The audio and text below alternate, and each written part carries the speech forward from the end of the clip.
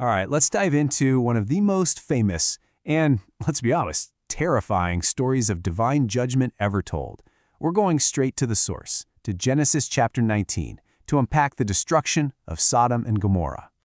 So, we're actually going to start right at the end, with the fiery climax of the story. This is it, the moment of total apocalyptic devastation. Fire and brimstone literally raining from the sky, wiping two entire cities off the map. But the real question is, how on earth did it come to this?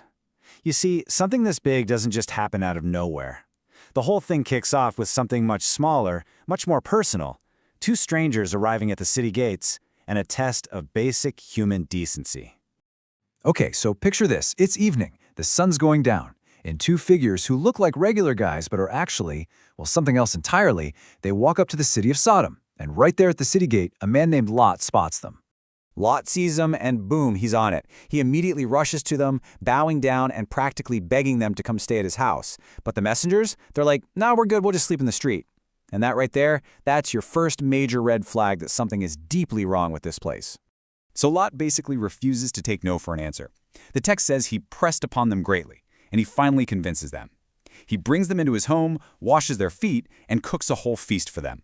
He's doing everything a good, honorable host is supposed to do.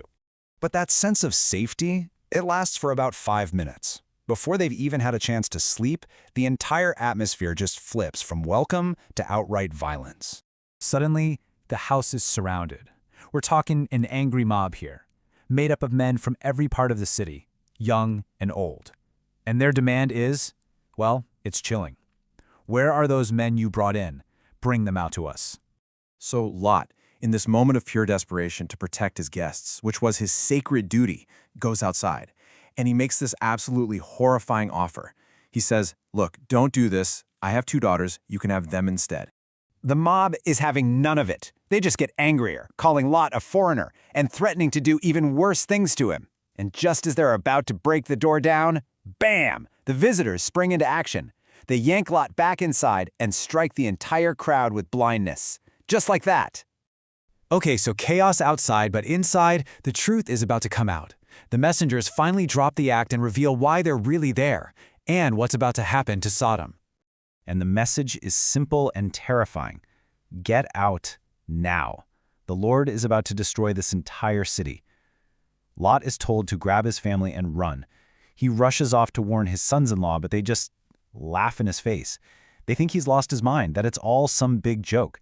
Now, you'd think he'd be packing his bags, right? But as the sun comes up, Lot is stalling. He's just lingering. It gets so bad that the messengers have to literally grab him, his wife, and his daughters by the hand and physically drag them out of there. Once they're clear of the city, they get a very simple set of survival rules. And these aren't suggestions, okay? This is life or death. Rule 1, run for your life. Rule 2, whatever you do, do not look back. 3, don't stop anywhere on the plain. And 4, get to the mountains. Their very survival hinges on following these rules perfectly. And with Lot's family just barely out of the way, the sun crests the horizon, and it begins. The judgment they were warned about is here. But you know how there was that one crucial rule? Don't look back? Well, someone breaks it. In the middle of this frantic escape, Lot's wife, she turns around. We never find out why. Maybe she missed her home, maybe she was just curious, but she looks back. And the consequence is instant. In that 1 second of disobedience, her fate is sealed. She is turned into a pillar of salt. Just gone. And the destruction? It's absolute. Fire and brimstone rain down, wiping out the cities, every single person, every plant, everything. Miles away, Lot's uncle Abraham looks over, and all he can see is smoke rising from the plain, like a giant furnace. You'd think the story would end there, right? With the fire and destruction, but it doesn't. We get this really strange, unsettling final chapter. It's just the 3 survivors, Lot and his 2 daughters, hiding out in a mountain cave, thinking they might be the last people on the entire planet.